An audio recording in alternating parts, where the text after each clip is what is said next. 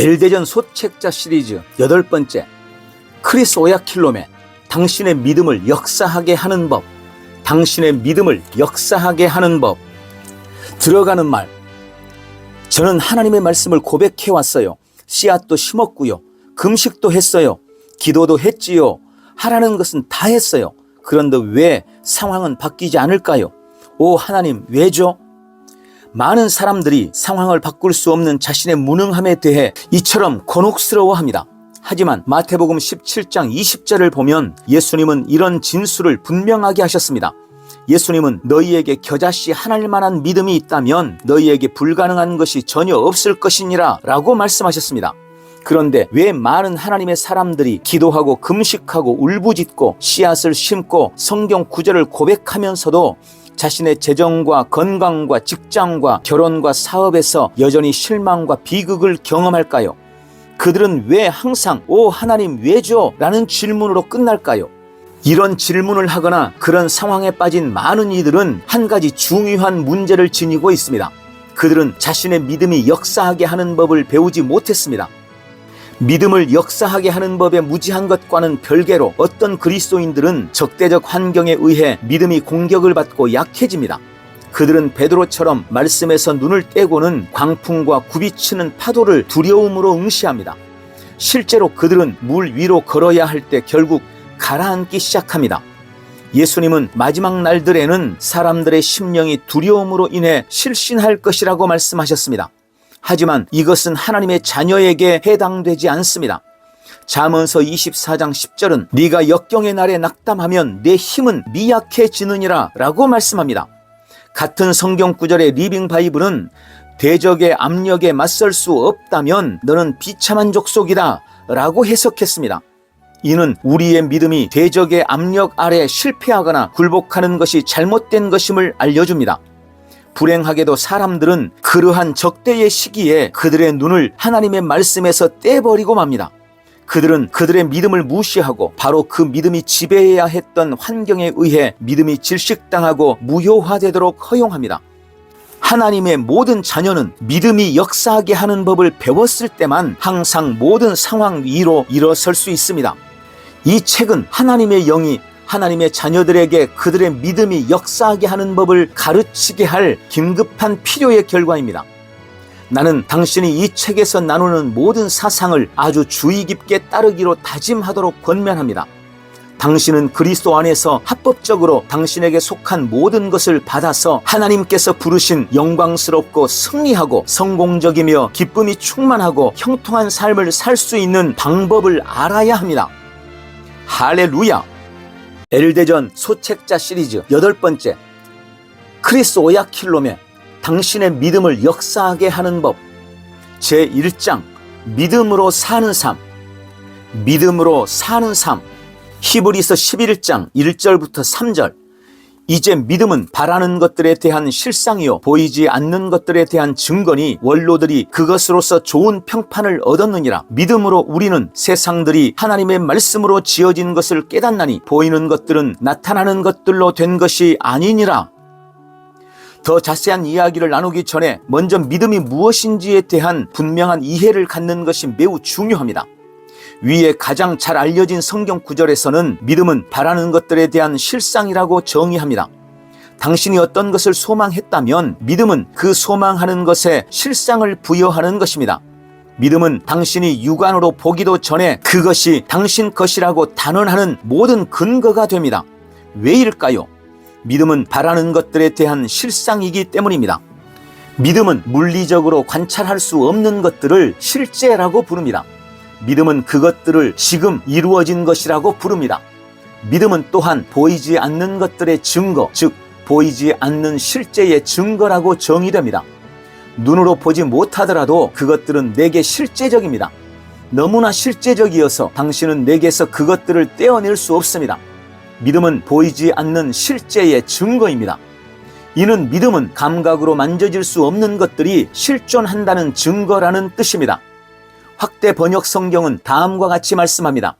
믿음은 우리가 소망하는 것들의 보증, 즉 확인, 권리 증서이며 우리가 보지 못하는 것들의 증거와 그것들의 실제에 대한 확증, 감각에 계시되지 않은 것을 실제 사실로서 인지하는 믿음이다. 믿음은 권리 증서입니다. 땅을 샀다면 당신은 그 땅을 어디든지 가지고 다니며 제가 산 땅을 보세요 라고 사람들에게 말하지 않을 것입니다. 당신은 부동산 권리 증서라고 불리는 그 땅에 대한 문서를 갖게 될 것입니다. 옥스퍼드 영어 사전에 따르면 권리 증서란 소유권의 증거를 포함하거나 구성하는 문서입니다. 누군가 소유권의 증명을 요구할 경우 당신은 단순히 그 땅에 대한 당신의 권리 증서를 꺼내서 그 사람에게 소유권의 증명으로서 보여줄 수 있습니다.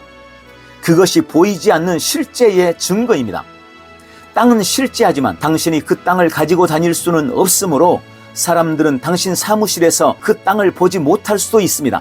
그러나 당신은 그들이 보고 그렇군요, 당신은 정말 그 땅을 가졌군요 라고 말할 수 있는 당신의 소유권 증명인 권리 증서를 가지고 있습니다. 믿음은 우리가 감각으로 보거나 인지하지 못하는 것들의 증명서이기 때문에 육체적인 오감의 영역에 속하지 않습니다. 믿음은 이성과 생각의 영역을 초월합니다. 믿음은 영적인 힘이요 인간의 영의 속성입니다. 그래서 나는 항상 믿음을 하나님의 말씀에 대한 인간 영의 반응이라고 정의하기를 좋아합니다. 오늘의 영어 성경은 히브리서 11장 1절을 믿음을 갖는다는 것은 우리가 소망하는 것들에 대해 확실시하고 우리가 볼 수 없는 것들을 확신하는 것이다 라고 말씀합니다. 믿음은 우리가 눈으로 보지 못하는 것들을 확실하게 만듭니다. 따라서 믿음은 어둠 속으로 분별 없이 뛰어드는 것이 아니라 하나님의 말씀 위로 뛰어드는 것입니다. 믿음은 하나님의 말씀이 어떤 것에 대해 말씀한 것을 믿고 그런 식으로 행동하는 것입니다. 이제 여기에서 믿음, 페이스와 믿는 것, 빌리빙에는 차이가 있음을 지적하고 싶습니다. 많은 사람들은 그 차이를 이해하지 못합니다. 누군가 병으로 고통당할 때, 오 하나님, 저는 믿습니다. 오 하나님, 저는 당신이 고치실 수 있음을 진정으로 압니다. 오늘 저를 치유하시옵소서. 주님, 저를 고쳐주소서 라고 울부짖을 수 있습니다. 그 사람은 그것이 믿음이 아니라는 사실을 깨닫지 못합니다. 그 사람이 하고 있는 일은 다만 자신이 믿는 바를 표현하고 있는 것입니다. 만약 치유를 받지 않는다면 그 사람은 낙담하고 불행해질지도 모릅니다. 왜냐하면 그는 그때는 정말 내 평생 중에 믿음이 있었던 때였어 라고 스스로 생각할 것이기 때문입니다. 그는 자신이 가졌던 것이 전혀 믿음이 아니었음을 알지도 못한 채 오 하나님, 왜 저는 받지 못했습니까? 라고 궁금해할 것입니다. 믿음은 당신이 믿는 바에 상응하는 행동입니다. 나는 앞에서 믿음이 하나님의 말씀에 대한 인간의 영의 반응이라고 말했습니다. 병든 자가 베드로전서 2장 24절 그가 채찍에 맞음으로 너희가 낫게 되었느니라 라는 말씀을 듣고 그것을 믿을 때 그 말씀에 대한 그의 반응 또는 상응하는 행동은 예수님이 채찍에 맞음으로 내가 나았습니다 라고 선언하기 시작하는 것입니다. 그는 치유받은 자처럼 행동하기 시작해야 하고 그 결과 지금까지 질병 때문에 할 수 없었던 것을 행하기 시작해야 합니다. 그가 예수님께서 채찍에 맞음으로 치유되었다라고 선포할 때 그 선언은 느낌에 근거하지 않고 그가 치유되었다고 말하는 하나님의 말씀에 근거합니다. 야고보는 믿음의 이런 측면을 언급하면서 다음과 같이 말했습니다. 야고보서 2장 14절부터 17절, 21절부터 24절 친구들이여, 너희가 진정으로 믿음을 가지고 있다는 사실을 보여주는 어떤 것도 행하지 않을 때 너희가 믿음이 있다고 하는 것이 무슨 유익이 있느냐? 그와 같은 종류의 믿음이 너희를 구원할 수 있느냐? 너희가 옷이나 음식이 없는 사람을 알고 있다면 너희는 당신을 위해 모든 것이 잘 되기를 바랍니다. 당신이 따뜻해지고 먹을 것이 많아지기 바랍니다 라고 단지 말만 해서는 안 된다. 너희가 돕는 무언가를 하지 않는다면 이렇게 말하는 것이 무슨 유익이 있느냐? 우리로 하여금 선한 행동을 하도록 이끌지 않는 믿음은 완전히 고립되고 죽은 것이다. 자, 우리의 조상 아브라함은 그의 아들 이삭을 희생시키려는 제단 위에 놓음으로써 하나님을 기쁘시게 했다. 너희는 아브라함의 믿음과 행동이 어떻게 협력했는지를 안다. 아브라함은 그가 행한 것으로서 그의 믿음이 실제라는 것을 입증했다. 이것이 성경이 아브라함이 하나님을 믿는 믿음을 가졌고 하나님은 그를 기뻐하셨다라고 말씀하시는 의미이다. 그것이 아브라함이 하나님의 친구가 되었던 방법이다. 너희는 우리가 믿는 것만이 아니라 우리가 행하는 것으로 말미암아 하나님을 기쁘시게 한다는 것을 알 수 있다. 아멘. 믿음이 단지 믿는 것이 아닌 믿음이 되기 위해서는 그에 상응하는 행동이 있어야 합니다. 그것이 야고보가 우리에게 말하는 바입니다. 하나님을 믿는 당신의 믿음은 당신의 행동으로 입증됩니다. 믿음이 없이는 하나님을 기쁘시게 할 수 없다. 히브리서 11장 6절 그러나 믿음이 없이는 하나님을 기쁘시게 할 수 없나니 하나님께 나아가는 자는 그분이 존재하시는 것과 그분이 자기를 열심히 찾는 자들에게 보상하시는 분이심을 마땅히 믿어야 하느니라. 성경은 분명하게 믿음이 없이는 하나님을 기쁘시게 할 수 없나니 라고 진술합니다. 성경은 사랑이 없이는 이나 기도가 없이는 또는 거룩함이 없이는 이라고 말씀하지 않았습니다. 심지어는 의가 없이는 이라고도 말씀하지 않았습니다. 이런 것들이 중요하지 않다는 말이 아닙니다. 하나님의 말씀은 이것들도 모두 있어야 한다고 알려주십니다. 내가 말하는 바는 이들을 포함해서 하나님의 말씀 안에 있는 더 많은 축복들을 당신의 삶에서 활성화하고 활용하기 위해서는 믿음이 필요하다는 것입니다.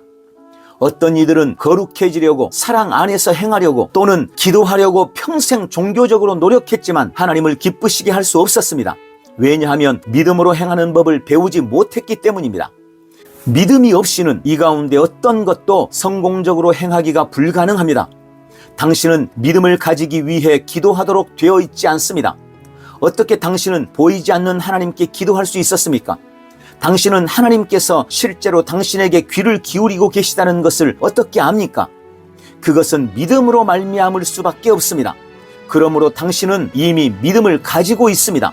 그러나 이제 당신은 그 믿음이 역사하게 하는 방법을 배워야 합니다.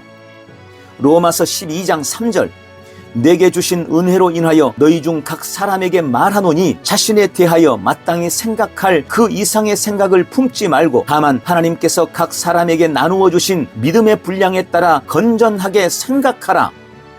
당신은 성경이 하나님의 말씀이라고 믿고 그것을 공부하지만 성경이 기록되었을 때 당신은 그곳에 없었습니다. 당신은 성경이 정말 하나님의 말씀이라는 것을 그냥 믿습니다. 바로 그곳이 그 모든 것이 시작되는 곳입니다. 믿음은 근본적인 것입니다. 그것이 기초입니다. 왜냐하면 믿음이 없다면 당신은 거듭날 수도 없기 때문입니다. 하나님께 나아가는 것은 믿음을 필요로 합니다. 히브리서 11장 6절 하나님께 나아가는 자는 그분이 존재하시는 것과 그분이 자기를 열심히 찾는 자들에게 보상하시는 분이심을 마땅히 믿어야 하느니라. 히브리서 11장 2절은 원로들이 믿음으로 인해 좋은 평판을 얻었음을 알려줍니다. 이것은 우리 이전에 모범으로서 지나갔던 사람들, 즉 아브라함과 이삭과 야곱과 모세와 사무엘과 다윗과 엘리야와 엘리사와 같은 믿음의 조상들을 가리키고 있습니다. 현대 영어 성경은 우리의 조상들이 하나님을 기쁘시게 했던 것은 그들의 믿음이었다라고 말합니다. 히브리서 11장은 흔히 믿음의 명예의 전당이라고 합니다. 히브리서 11장은 어떻게 하나님을 기쁘시게 하고 자기 세대에 업적을 세웠는지에 대한 환상적인 간증을 가진 사람들의 풍요롭고 영감을 불러일으키고 도전을 주는 목록입니다. 믿음으로 행했기 때문에 그들은 하나님에게서 좋은 평판을 얻었습니다. 하나님은 그들이 행하고 말한 것들을 통해 그들의 믿음을 높이 평가하셨습니다. 할렐루야! 노아의 예. 성경은 특별히 노아를 하나님의 엄청난 축복을 받은 사람의 예로 거론합니다. 왜냐하면 노아는 하나님을 인정하지 않았던 세대에 믿음으로 행했기 때문입니다. 하나님을 믿는 그의 흔들림 없는 믿음으로 말미암아 노아는 당시 자신이 살았던 죄악된 세상을 정죄하였습니다. 어느 날 하나님께서는 땅을 내려다보시고 크게 충격을 받으셨습니다. 성경은 다음과 같이 말합니다. 창세기 6장 5절부터 8절 하나님께서 사람의 사악함이 세상의 창대해짐과 그 마음의 생각의 모든 상상이 계속해서 악할 뿐임을 보시고 주께서 땅 위에 사람을 지으셨음을 후회하셨으니 그 일이 그의 마음을 비통케 하였더라. 주께서 말씀하시기를 내가 창조한 사람을 지면에서 멸망시키리니 사람과 짐승과 기는 것과 공중의 새들 모두라. 이는 내가 그들을 지었음을 후회함이라 하시니라. 그러나 노아는 주의 눈에서 은혜를 찾았더라. 하나님께서는 땅에 있는 마지막 사람과 짐승들과 더불어 온 땅을 멸하실 준비를 하셨지만 한 사람 노아는 하나님의 은혜를 구했습니다. 왜냐하면 노아는 믿음의 사람이었기 때문입니다. 하나님은 노아에게 세상을 멸하시려는 계획과 방주를 짓고 홍수에서 보존될 짐승들 한 쌍씩을 구별하는 방법에 대한 구체적인 지시를 말씀하셨습니다. 믿음의 사람인 노아는 하나님의 모든 지시사항들을 그대로 따랐습니다. 성경이 히브리서 11장 7절에서 그에게 다음과 같이 말씀하시는 것은 전혀 놀랄 일이 아닙니다. 믿음으로 노아는 아직 보지 못한 일들에 대해 하나님의 경고하심을 받고 두려움으로 행하여 방주를 예비함으로 자기 집안을 구원하였으니 그것을 통하여 세상을 정죄하고 믿음에 의한 의의 상속자가 되었느니라. 믿음의 아버지 아브라함은 믿음의 또 다른 위대한 예입니다. 하나님은 어느 날 아브라함에게 그의 아버지의 집과 친척들과 나라를 떠나서 하나님께서 보여주실 땅으로 가라고 말씀하셨습니다. 창세기 12장 1절부터 4절, 주께서 아브라함에게 말씀하셨는데 너는 네 고향과 네 친척과 네 아비의 집을 떠나 내가 너에게 보여줄 땅으로 가라. 내가 너로 큰 민족을 이루게 할 것이며 네게 복을 주고 네 이름을 위대하게 하리니 너는 복이 되리라. 너를 축복하는 자들에게 내가 복을 주고 너를 저주하는 자를 저주하리라. 네 안에서 땅의 모든 족속들이 복을 받을 것이라 하셨더라. 그러므로 아브라함이 주께서 자기에게 말씀하셨던 대로 떠났으며 또 롯이 그와 함께 갔으니 아브라함이 하란을 떠날 때 75세였더라. 하나님은 아브라함에게 어디로 가야 할지 말씀하지 않았음에도 아브라함은 그 상태로 그의 고향을 떠났습니다. 아브라함은 믿음으로 떠났습니다. 히브리서 11장 8절, 믿음으로 아브라함은 장차 유업으로 받을 땅으로 떠나가라는 부름을 받았을 때 순종하여 어디로 가야 하는지도 모르면서 떠났으며 아브라함은 일생을 순례자로 살았습니다. 하나님께서 말씀하신 약속의 땅이 물리적인 땅이 아니라 영적인 땅임을 계시로 알았기 때문입니다. 뿐만 아니라 주님이 아브라함에게 늙은 나이에 한 아들을 주시겠다고 약속하셨을 때 그는 믿었습니다. 로마서 4장 20절, 그는 믿음이 없음으로 인하여 하나님의 약속을 의심하지 아니하였고 오히려 믿음에 견고하여져서 하나님께 영광을 돌리며 하나님께서 아브라함에게 아들을 번제물로 드리라고 요구하셨을 때 그는 그저 순종하였습니다.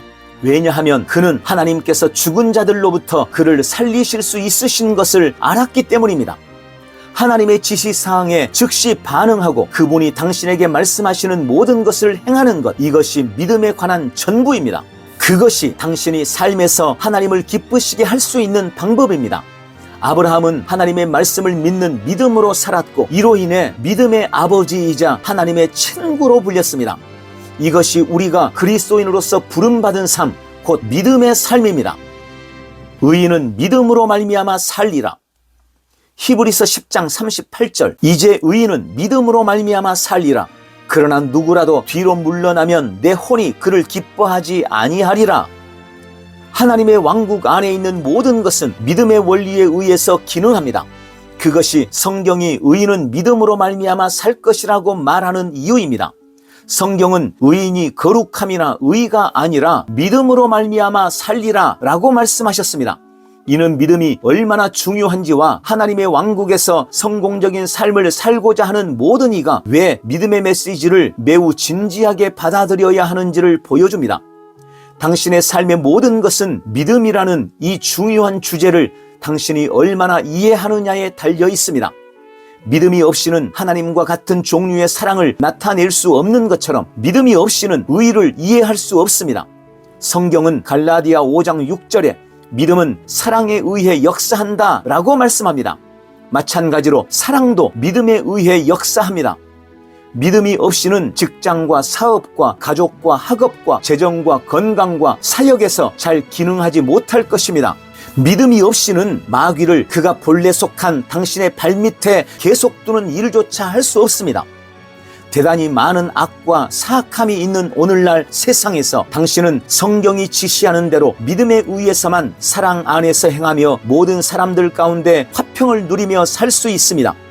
누군가 당신에게 악한 말을 할 때 쓴 뿌리로 반응하지 않고 귀를 기울이는 데는 믿음이 필요합니다. 당신을 비난하고 부당하게 대우하는 자들에게 동요하지 않고 그들을 여전히 사랑하는 데는 믿음이 필요합니다.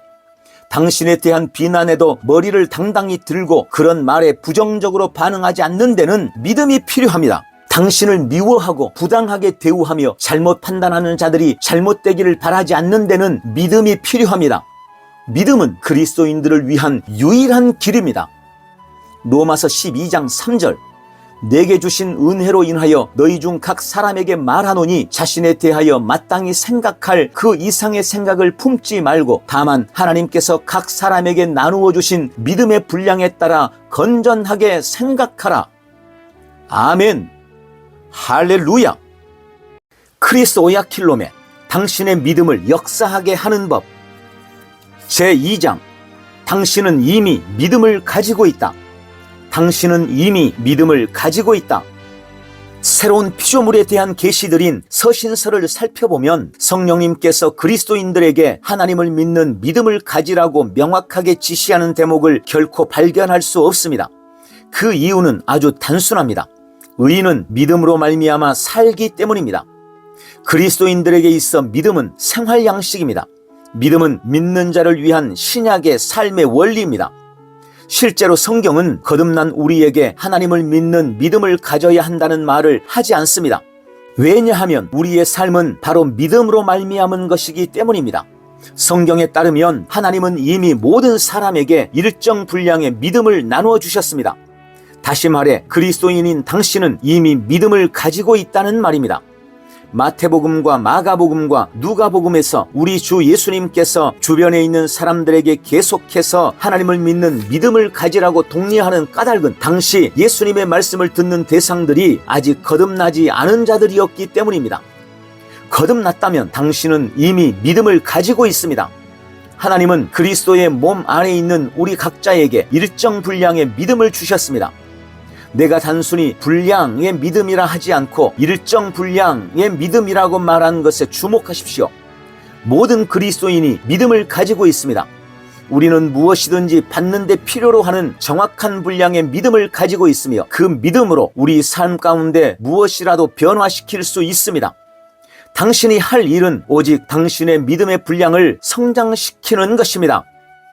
믿음은 작은 분량으로 당신에게 주어진다. 앞서 말했듯이 당신은 거듭날 때 믿음을 가지고 있습니다. 하나님은 당신의 영 안에 일정 분량의 믿음을 전이하셨습니다. 그러나 당신에게 주어진 그 분량은 작습니다. 하나님은 당신에게 큰 믿음을 주시지 않고 당신이 성장시킬 수 있는 적은 믿음을 주십니다. 당신의 믿음을 강하게 세우는 것은 당신 책임입니다. 성경은 약한 믿음, 적은 믿음, 큰 믿음, 강한 믿음에 대해 말씀합니다. 나는 이 책의 6장과 7장에서 그 믿음들에 대해 더 자세히 다룰 예정이지만 지금 당신이 주목했으면 하는 핵심은 당신은 이미 믿음, 즉 하나님과 같은 종류의 믿음을 가지고 있으며 처음에는 작게 주어진다는 사실입니다. 당신은 이렇게 말할지 모릅니다. 이제 제 믿음이 왜 역사하지 않는지를 발견했어요. 그건 하나님께서 제게 주신 믿음이 너무 작았기 때문이에요. 당신이 그런 생각을 더 발전시키기 전에 예수님께서 마태복음 17장 20절에서 하신 말씀을 상기시켜 드리겠습니다. 진실로 내가 너희에게 말하노니 너희에게 겨자씨 하나일 만한 믿음이 있다면 너희가 이 산에게 말하여 여기서 저리로 옮겨지라 하면 옮겨질 것이요 또 너희에게 불가능한 일이 전혀 없을 것이니라. 다시 말해 하나님께서 당신에게 주셨던 작은 분량의 믿음을 가지고도 당신은 불가능한 것을 할 수 있어야 한다는 말입니다. 당신은 당신 안에 무엇이든지 할 수 있는 능력을 가지고 있습니다. 당신의 믿음을 역사하게 만들기만 한다면 당신은 삶의 환경의 변화를 일으키고 당신에게 적합하도록 통제할 수 있습니다.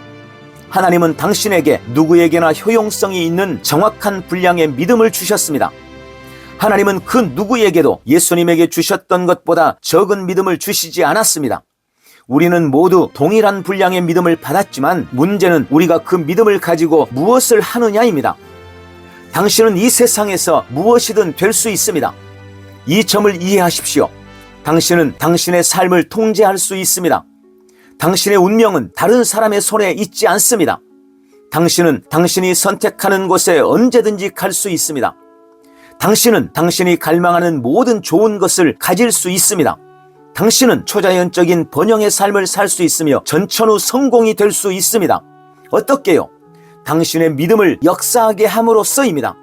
믿음은 항상 역사하기 때문입니다. 그렇다면 어떤 그리스도인들의 믿음은 왜 역사하지 않거나 결과를 산출하지 못할까요? 죄가 문제일까요? 문제는 죄가 아니다. 어떤 사람들은 오늘날 그리스도의 몸에서 가장 큰 문제가 죄의 문제라고 생각합니다만 그것은 참이 아닙니다.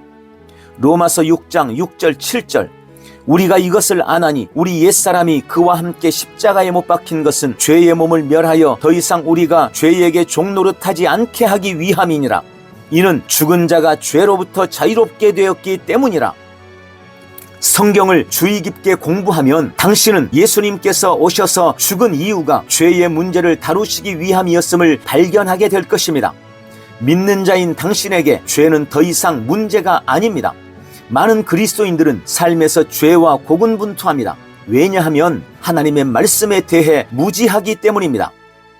예수 그리스도의 죽음과 장사됨과 부활은 죄의 문제를 끝내고 믿는 자를 생명의 새로움으로 안내하였습니다. 그것이 성경 로마서 6장 14절이 죄가 너희를 주관하지 못하리니 라고 선언하는 이유입니다. 당신은 이렇게 말할지도 모릅니다. 그러나 어떤 사람은 자기가 그리스도인이라고 하면서 여전히 죄를 지어요. 그렇습니다. 그 사람은 여전히 죄를 지을 수도 있지만 문제는 그가 저지르고 있는 죄가 아니라 그의 무지함입니다. 마귀는 때때로 이것을 이용하려고 합니다. 마귀는 이를 이용하여 하나님의 자녀들을 속이고 그들이 하나님으로부터 받지 못하는 이유가 그들이 저지른 죄 때문이라고 믿게 합니다. 마귀는 하나님의 자녀들로 하여금 죄 때문에 어떤 축복을 받지 못하는 것이라고 느끼게 합니다. 그러나 하나님의 본성과 성품을 이해한다면 하나님께서는 당신이 바르게 산다고 당신의 기도에 응답하고 당신을 축복하시거나 반대로 바르게 살지 않는다고 축복하기를 거절하시는 분이 아님을 발견하게 될 것입니다. 바르게 사는 것은 하나님의 모든 자녀의 갈망입니다. 왜냐하면 하나님의 참된 자녀로서 고의로 죄 가운데 살기를 원하는 사람은 아무도 없기 때문입니다. 하나님의 모든 자녀는 잘못된 모든 것에서 빠져나오기를 갈망합니다. 그것이 당신이 하나님의 자녀임을 입증할 수 있는 표적 중 하나입니다. 즉 하나님의 자녀는 죄에 불편해하고 죄 안에 계속 머물기를 원하지 않습니다. 그것이 하나님께서 당신을 바라보실 때 당신의 불완전함을 보시지 않는 이유입니다. 하나님께서 보시기에는 당신은 거룩하고 흠이 없고 책망할 것이 없습니다. 당신은 항상 의롭거나 거룩하다고 느끼지 않을 수도 있지만 당신에 대한 하나님의 말씀의 진리는 그렇다고 말합니다. 당신의 문제는 죄가 아닙니다. 당신은 이 진리를 이해하고 그것을 당신의 사고방식으로 흡수시켜야만 합니다. 그렇지 않으면 당신의 믿음을 발전시켜 역사하게 하기 어려울 것입니다. 예수님께서 속죄 제물로 죽으신 것과 그분이 당신에게 사탄보다 우세한 새 생명을 주셨음을 이해할 때 죄는 과거의 것이 됩니다. 예수님이 당신의 과거와 현재 및 미래의 모든 죄와 잘못에 대한 책임을 지셨고 그 값을 온전히 치르셨습니다. 당신은 하나님의 최고를 받을 자격이 있다. 성경은 우리에게 디모데후서 2장 1절 그리스도 예수 안에 있는 은혜 가운데서 강건하라 라고 촉구합니다. 즉 우리가 하나님의 값없이 주시는 호의를 활용해야 한다는 뜻입니다. 바로 하나님께서 우리에게 자격을 주셔서 복을 받게 하신 분이십니다. 이 특별한 자리를 위해 우리에게 자격을 부여한 것은 우리의 행위가 아니라 우리를 대신한 하나님 자신의 행위였습니다. 그것이 바로 은혜입니다. 그러므로 사도 바울은 우리에게 그 은혜를 활용하라고 권면합니다. 하나님은 당신에게 자격을 부여하셔서 빛 가운데서 성도의 유업의 동참자가 되게 하셨습니다. 다른 말로 하면 당신은 자신의 의의 행위 때문이 아니라 예수 그리스도의 은혜를 통해서 하나님의 최고를 받을 수 있는 자격을 얻은 것입니다. 어떤 그리스도인들은 다른 사람들 안에 있는 성령의 진정성을 의심하게 이를 정도로 오랫동안 성령을 받으려고 기도해왔지만 별다른 성공을 거두지 못했습니다. 결국 그들은 다른 사람들이 가지고 있는 것이 진정한 성령이 아니라는 결론을 내립니다. 그들은 매일 기도하며 하나님께 성령을 달라고 구했지만 모든 기도에도 불구하고 여전히 성령을 받지 못했습니다. 그들의 문제는 기도도 아니고 믿음이 없어서도 아닙니다. 그들의 문제는 받는 법을 모른다는 것입니다.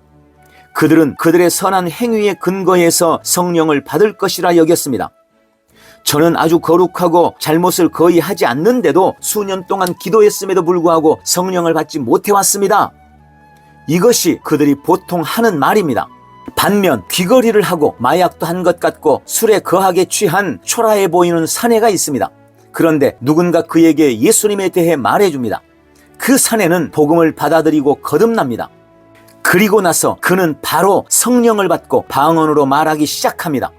성령을 받기 위해 오랫동안 기도해오고 있었던 다른 사람들은 매우 혼란을 겪을 것입니다. 당신은 하나님으로부터 받는 것이 우리가 행했던 행위에 따른 것이 아니라 하나님의 은혜에 따른 것임을 알아야 합니다. 그 은혜는 그리스도 안에 있습니다. 예수님께서 우리에게 하나님의 최고를 받을 수 있는 자격을 주셨습니다. 당신의 믿음이 역사하기 위해서 당신은 당신의 인간적인 능력이나 자격이 아니라 그리스도를 신뢰하는 법을 배워야 합니다. 당신은 아벨의 피보다 더 나은 것들을 말하는 예수 그리스도의 피를 신뢰해야 합니다. 하나님께서 당신을 축복하지 않을 수 없는 이유는 바로 예수 그리스도이십니다. 아무것도, 심지어 죄조차도 당신이 하나님으로부터 최고의 것을 받지 못하도록 자격을 박탈할 수 없습니다. 이 진리를 당신의 심령에 심으십시오. 당신은 하나님께서 그리스도 예수 안에 있는 모든 자를 위해 마련하신 모든 좋은 것을 받을 자격이 있습니다. 성경은 아무도 자랑하지 못하게 하려고 행위가 아니라 그리스도 예수 안에 있는 은혜를 통해 그 자격을 주셨다고 말씀합니다. 하지만 하나님께서는 죄인의 기도에 응답하지 않기 때문에 죄를 지은 사람은 하나님의 축복을 받을 수 없습니다 라고 말할 수도 있습니다. 그러나 이 점을 이해하십시오. 새로운 피조물과 거듭나지 않은 사람 사이에는 엄청난 차이가 있습니다. 새로운 피조물은 죄를 짓지 않아서 의로운 것이 아니라 의 안에서 재창조되었기 때문에 의로운 것입니다. 거듭났을 때 당신은 더 이상 죄인이 아니라 성도입니다. 당신은 하나님이 의로우신 만큼 의롭게 됩니다. 왜냐하면 하나님께서 당신에게 하나님 자신의 의를 주시기 때문입니다. 고린도후서 5장 21절, 하나님께서 죄를 알지도 못하시는 일을 우리를 위하여 죄로 삼으신 것은 우리로 하여금 그 안에서 하나님의 의가 되게 하려 하심이라. 아멘. 그러므로 하나님이 죄인의 기도에 응답하시지 않을지라도 그것은 당신에게 해당되지 않습니다. 당신은 그리스도 예수 안에서 하나님의 의입니다. 당신은 죄인이 아닙니다. 죄인은 그리스도 예수 안에 있는 하나님의 생명과 본성을 지니지 않은 사람입니다. 그런데 왜 많은 그리스도인들이 기도하지만 받지 못하고 있을까요? 하나님께서 우리에게 자격을 부여하셨고 우리가 기도할 때 받도록 정하셨음에도 불구하고 왜 그들은 받지 못하고 있을까요? 그 이유는 그들이 받는 법을 알지 못하기 때문입니다. 할렐루야! 크리스 오야킬롬의 당신의 믿음을 역사하게 하는 것 제3장, 예수님께서 가르쳐주신 받는 방법. 예수님께서 가르쳐주신 받는 방법. 예수님은 믿음의 주제에 대해 가장 심오한 가르침을 주셨습니다. 마가복음 11장 24절에서 예수님은 다음과 같이 말씀하셨습니다. 그러므로 내가 너희에게 말하노니 너희가 기도할 때에 바라는 것들은 무엇이나 받은 것으로 믿으라. 그리하면 너희 것이 되리라. 아멘. 이 성경 구절에서 예수님은 기도하는 법과 동시에 응답받는 법을 알려주셨습니다. 그럼에도 너무나 많은 그리스도인들이 평생 동안 이 구절의 한쪽 면에만 머무른 채 기도하는 법만 배웠지 받는 법을 배우지 않았습니다.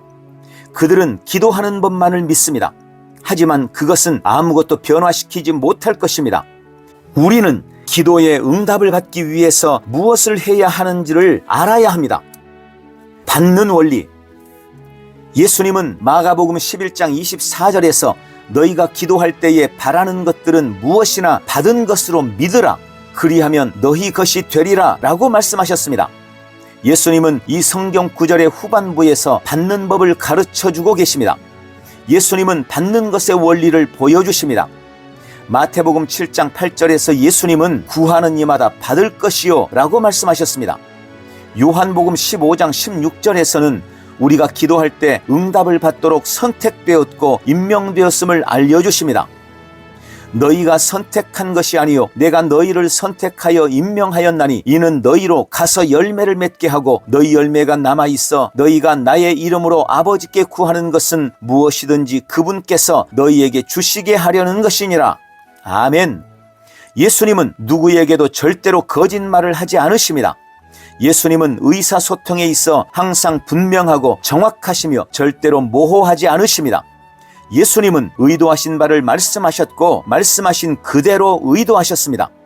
이번 경우에 예수님은 구하는 이마다 받는다. 찾는 자는 누구든지 찾는다. 너희가 두드린다면 문이 열릴 것이다. 라고 말씀하셨습니다. 그렇다면 많은 사람들에게 있는 문제는 무엇일까요? 그들은 왜 받지 못하고 있을까요? 받는 것이 없다면 기도는 아무 소용이 없습니다. 받는 것 없이 기도하는 것이 종교입니다. 종교는 당신에게 아무것도 주지 않습니다. 아주 많은 사람들이 종교적인 사고방식을 가지고 기독교 안으로 들어왔습니다. 그들은 기도를 종교적인 독백의 시간으로 여깁니다. 그들은 기도하는데 온 힘을 다하며 많은 시간을 보냅니다. 그러나 끝날 무렵에는 응답을 받지 못하고 실망합니다. 물론 다른 종류의 기도들이 있습니다. 나는 다른 책에서 그런 기도들을 다루었습니다. 모든 기도가 간구의 기도는 아닙니다. 그러나 이 책에서는 간구의 기도를 다루고 있습니다. 당신이 기도하면 하나님께서는 응답하십니다. 따라서 당신이 할 일은 오직 무엇이든 당신이 구하는 것은 받은 줄로 믿는 것입니다. 이미 말했듯이 당신이 기도하면 하나님께서는 응답하시지만 받는 것은 당신이 해야 합니다. 믿음의 태도가 당신이 기도 응답을 받을지 받지 못할지를 결정합니다. 당신이 어떤 것을 하나님께 기도하고 구했다고 가정해 봅시다. 정말 예수님의 말씀을 믿는다면 당신은 기도한 후에 즉시 기뻐하고 자축하며 와 예수님 감사합니다. 하나님께 영광을 돌립니다. 나는 구한 것을 받았습니다. 라고 선언해야 합니다. 비록 구한 것이 눈으로 보이지 않더라도 당신은 기도한 순간부터 그것을 이미 받은 것처럼 행동해야 합니다. 그것이 예수님께서 말씀하신 바입니다. 그것이 받는 원리입니다. 당신은 기적을 주신 하나님께 기뻐하며 찬양을 드림으로써 당신의 믿음을 행하고 나타내기 시작합니다. 불평하지 말고 그냥 받아라. 기도는 하나님께 당신의 필요를 상기시키고 당신을 괴롭히고 있는 모든 것에 대해 불평하기 위한 수단이 아닙니다. 불행하게도 많은 이들이 그렇게 하고 있습니다. 그들은 기도할 때 말씀을 선포하기보다는 불평합니다. 예수님은 당신에게 기도할 때 믿으라고 말씀하셨습니다. 예수님은 불평하라고 말씀하지 않으셨습니다. 예수님은 믿으라고 말씀하셨습니다. 무엇을 믿어야 합니까? 당신이 받은 것을 믿어야 합니다. 예수님은 나아가 이렇게 말씀하셨습니다. 너희가 받은 줄로 믿는다면 그것은 나타나서 너희 것이 될 것이다. 그러므로 기도한 후에는 기뻐하기 시작하십시오. 왜냐하면 당신은 이미 받은 줄 알고 있기 때문입니다. 이는 마치 차를 소유한 사람과 같습니다. 그는 차를 몰고 일터로 가서 차를 주차장에 세우고 사무실로 들어갑니다. 사무실에 있는 동안 그의 차는 확실히 그의 곁이나 사무실 안 어느 곳에도 없지만 그는 차가 주차장에 안전하게 주차되었음을 확신하고 신뢰합니다. 그는 자신이 차를 가지고 있다는 것을 압니다. 그가 차를 소유한 것을 모르는 것처럼 행동한다면 이는 말도 안 되는 일입니다. 하나님께 영으로 받는 것이 그러합니다. 당신은 기도할 때 구하는 것을 가졌음을 영으로 그냥 압니다. 이때 당신은 더 이상 받은 줄로 믿으려고 애쓰는 것이 아니라 받은 것을 압니다. 기도하는 순간에는 당신이 가졌음을 아는 것 같습니다. 말하자면 정말 차를 운전할 것 같습니다. 그러나 기도한 지 얼마 되지 않아서 그것을 잃어버리거나 전혀 얻지 못한 것처럼 굴지 마십시오. 불평하거나 투덜대면서 다니지 마십시오. 당신은 당신이 이미 받은 것을 영으로 압니다. 그러므로 올바른 믿음의 태도를 유지하십시오. 내가 나누고 있는 이 진리를 이해할 때 당신은 하나님께서 당신에게 어떤 것을 주시거나 당신을 위해 무언가를 해주시게 하려고 애쓰는 것을 그만두게 될 것입니다. 실제로 당신은 하나님께서 당신을 위해 무언가를 하시도록 할 수 없습니다. 왜냐하면 하나님은 이미 당신을 위해 하셔야 할 모든 것을 하셨기 때문입니다. 그것이 하나님께서 고린도전서 3장 21절에 모든 것이 너희 것이라고 말씀하신 이유입니다. 하나님께서 지금 당신에게 기대하시는 것은 오직 당신이 모든 것을 받는 것입니다. 하나님께서 그분의 말씀에서 당신에게 속한 것이라고 말씀하시는 전부를 받으십시오.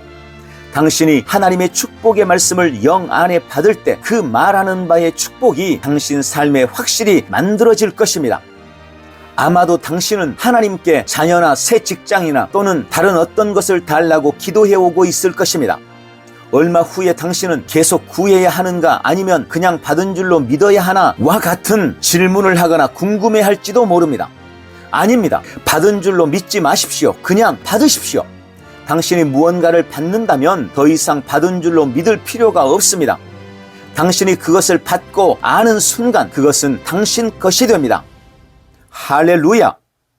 크리스 오야킬롬의 당신의 믿음을 역사하게 하는 법 제4장 받는 것은 믿음에 의해서다. 받는 것은 믿음에 의해서다. 히브리서 11장 6절은 믿음이 없이는 하나님을 기쁘시게 하는 것이 불가능하다고 말씀합니다.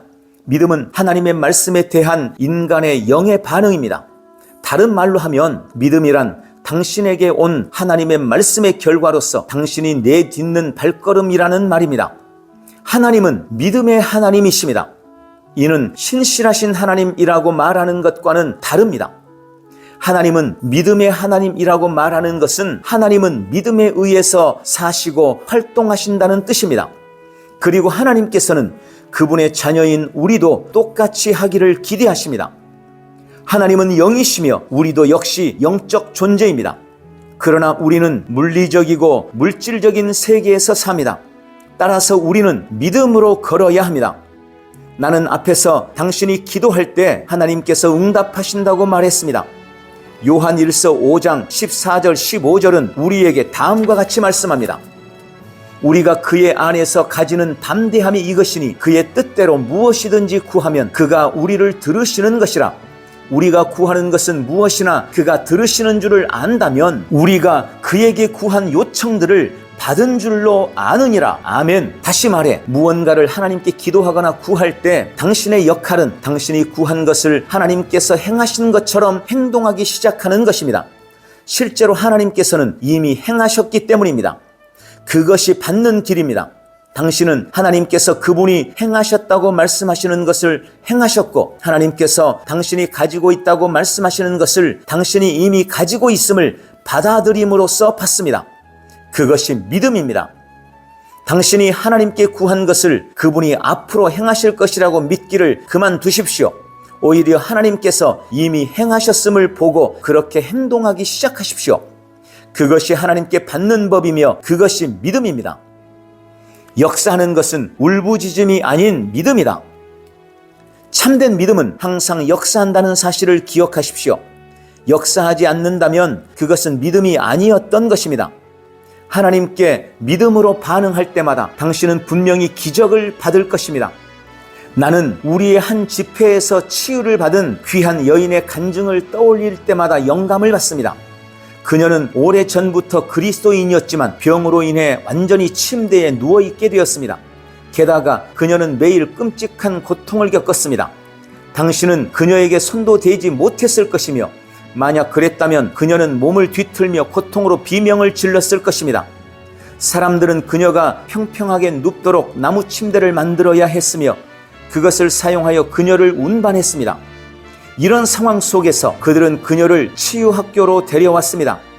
그녀가 기도받기 위해 강단 위 내 앞으로 옮겨졌을 때 나는 그녀가 치유받을 믿음을 가지고 있음을 알아차렸습니다. 내가 기도한 순간 그녀가 즉시 치유를 받고 병상에서 뛰어나온 것은 그리 놀랄 일이 아니었습니다. 그녀는 치유받은 후 인터뷰하는 과정에서 어떻게 그녀가 자신의 믿음을 불러왔는지 설명했습니다. 그녀는 내가 믿음과 기도에 대해 전했던 메시지들을 반복해서 들었다고 말했습니다. 그녀는 특별히 두 종류의 믿음, 하나님과 같은 종류의 믿음, 세력을 얻는 믿음이라는 제목을 언급했습니다.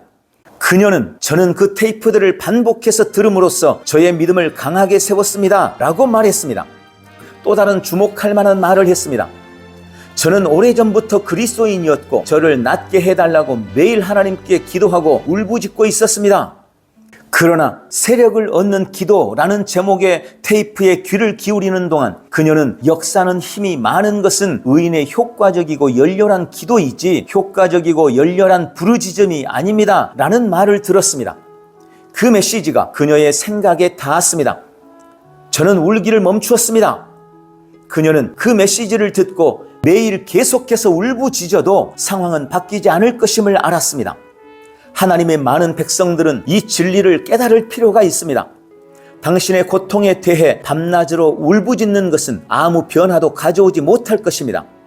당신이 해야 할 일은 믿음을 행하는 것입니다. 하나님은 의인의 울부짖음이 아니라 기도가 역사하는 힘이 많다고 말씀하셨습니다. 야고보서 5장 16절 의인의 효과적이고 열렬한 기도는 역사하는 힘이 많으니라. 아멘. 이는 울부짖음이 아닌 당신의 기도가 결과를 생산해낸다는 뜻입니다. 제 말을 오해하지 마십시오. 저도 기도 가운데 울부짖는 것에 대해 잘 알고 있습니다. 나는 눈물을 흘려보십시오 라는 제목의 메시지를 전한 적도 있습니다. 하지만 그것은 지금 여기에서 말하는 내용이 아닙니다. 물론 하나님께 경배하고 탄원할 때 기도하면서 원 없이 울 때도 있을 것입니다. 그것은 전혀 다른 문제입니다. 그 귀한 여인은 자기가 6년 동안 해왔던 식으로 하나님께 고쳐달라고 울부짖고 예언할 필요가 더 이상 없음을 배웠다고 말했습니다. 그녀는 이렇게 말했습니다. 믿음에 관한 크리스 목사님의 메시지를 들었을 때 저는 그가 채찍에 맞음으로 너희가 낫게 되었느니라 라고 말씀하는 성경 구절의 진정한 의미를 이해하게 되었습니다. 테이프에 담긴 하나님의 말씀을 들었을 때 그녀의 믿음은 이미 휘저어졌습니다. 그래서 내가 안수하자 그녀는 하나님의 능력에 의해서 즉시 치유받고 일어났습니다. 지금 그녀는 다른 사람들에게 믿음에 대해서 가르치고 있습니다. 나는 당신이 이것을 이해하기를 바랍니다. 거듭나면 당신은 삶에서 고통을 당할 필요가 없습니다. 당신은 병들거나 파산당하거나 낙담하거나 가난하거나 질병에 걸리거나 몸이 약해질 필요가 없습니다. 당신의 믿음을 역사하게 하십시오. 영광스럽고 번영하고 건강하고 탁월하며 성공하고 좋은 삶이 하나님께서 당신에게 주신 유업입니다. 기억하십시오. 성경은 고린도전서 3장 21절 모든 것이 너희 것이라고 말씀합니다. 그것은 모든 좋은 것에 대해 말하는 것입니다. 그러므로 당신의 번영을 받고 당신의 치유를 받으십시오. 당신의 상황에 대해 하나님께 뭔가 해달라고 울부짖으며 애걸하기를 그만두십시오. 그분은 이미 당신의 삶에 관해 그분이 해야 할 일을 다 하셨고 그리스도 예수 안에서 그분의 건강과 부요와 영광의 자리로 당신을 데려가셨습니다.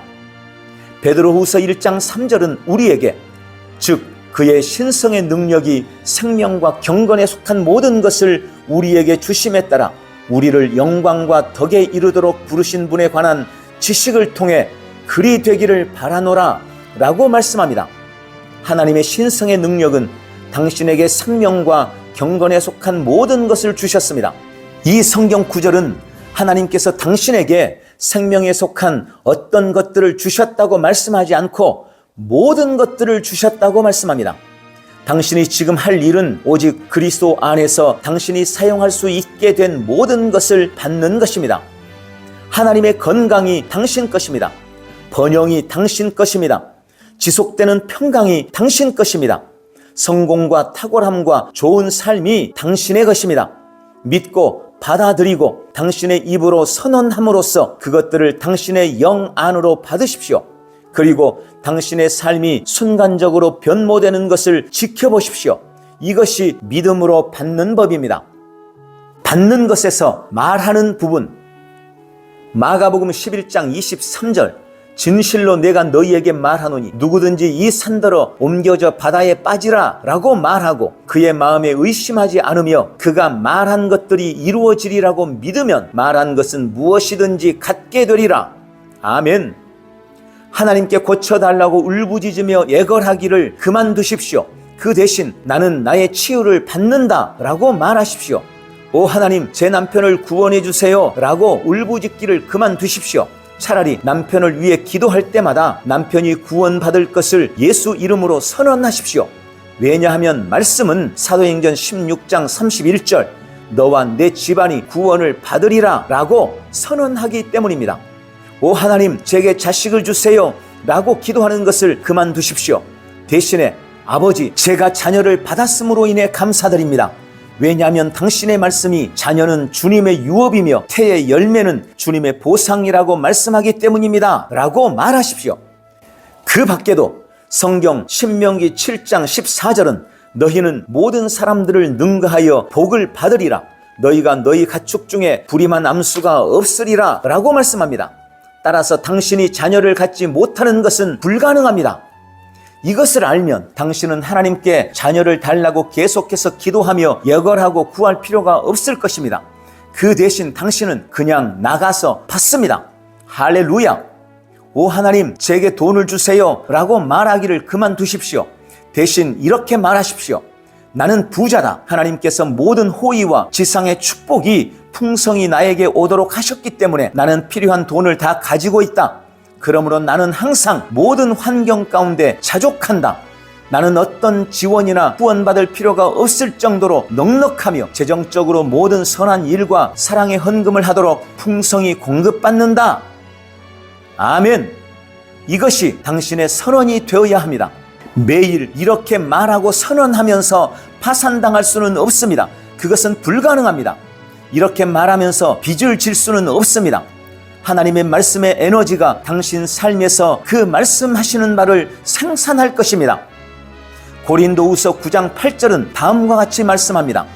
하나님은 너희가 항상 그리고 모든 환경에서 그리고 필요한 것은 무엇이든지 자족하여 아무런 도움이나 후원을 받을 필요 없이 충분히 소유하며 모든 선한 행위와 자비로운 드림을 위해 풍성히 공급받을 수 있도록 모든 은혜, 즉 모든 호의와 땅의 축복이 너희에게 풍성히 오게 하실 수 있다. 아멘. 하나님과 일치하여 말함으로써 그분의 말씀을 묵상하고 자기 것으로 받는 것은 바로 당신의 책임입니다. 바로 이것이 당신이 받는 것에 말하는 부분입니다.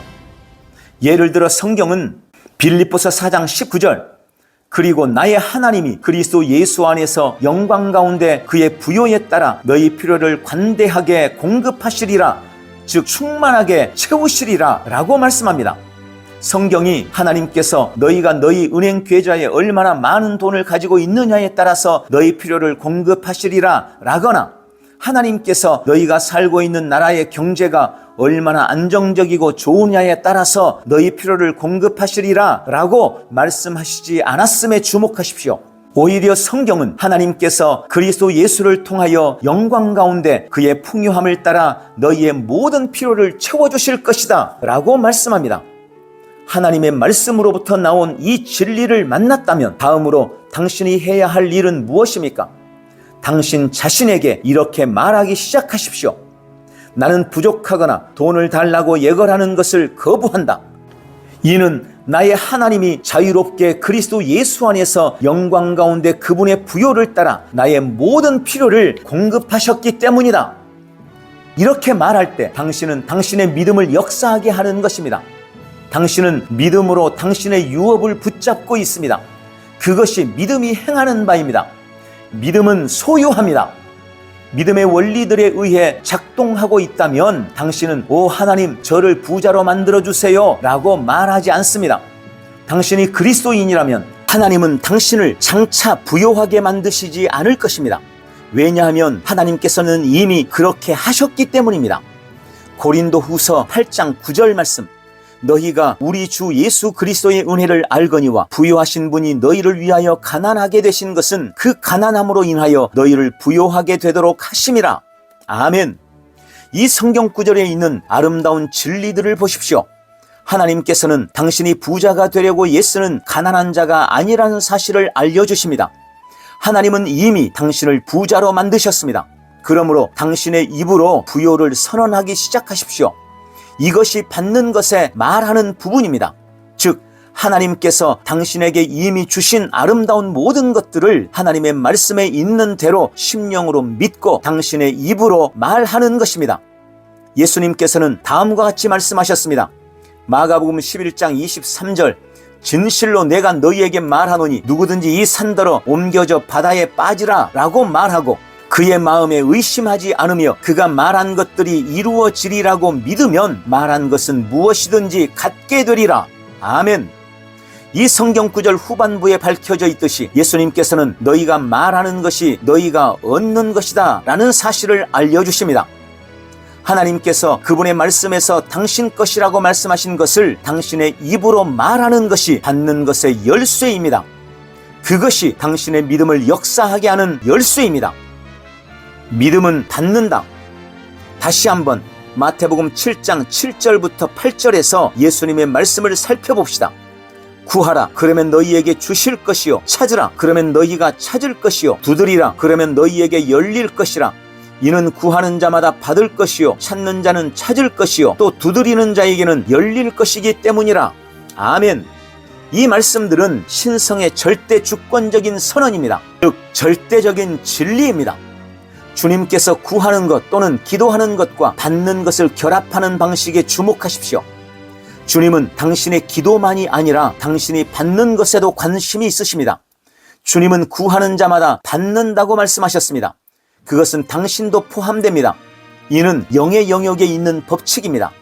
이 법칙은 당신이 속한 하나님의 왕국에서 확립된 원리입니다. 당신은 기도 응답을 받도록 임명받았습니다. 성경은 하나님께 예걸하며 울부짖는 자가 받는다고 말씀하지 않았습니다.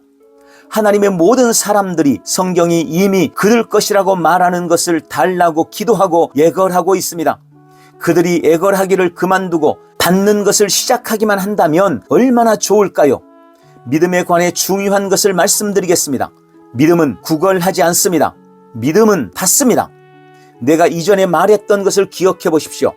받는 것 없이 기도만 하는 것은 종교요. 종교는 당신에게 아무것도 주지 않습니다. 하지만 믿음은 모든 것을 받습니다. 할렐루야! 종교적인 사고방식을 갖지 마십시오. 받는 법을 이해하지 못한 채 온 힘을 다해 기도하면서 많은 시간을 보내지 마십시오. 그런 기도는 실망으로 이끌 뿐입니다. 예수님은 종교적인 사람들에 대해 그들은 말을 많이 하여야 들으실 줄로 생각함이라 라고 말씀하셨습니다. 기도할 때 말을 많이 해야 하나님께서 움직이시는 것이 아닙니다. 하나님의 주의를 끄는 것은 당신의 믿음입니다. 하나님께서 당신 것이라고 말씀하시는 것은 당신 것인 것과 하나님께서 이미 행하셨다고 말씀하시는 것은 행하셨다는 것을 믿고 받아들이고 그렇게 행동하는 것이 바로 믿음입니다. 믿음은 하나님의 말씀을 유일한 진리로 믿고 인정하고 받아들이는 것입니다. 단지 성경이 말씀하시는 것을 믿는 것에 그친다면 당신의 믿음은 역사하지 않을 것입니다. 믿음은 믿고 받아들이고 그러므로 말합니다. 믿음은 소유하는 것입니다.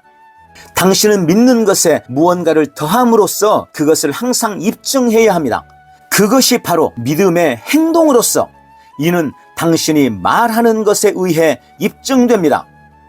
할렐루야!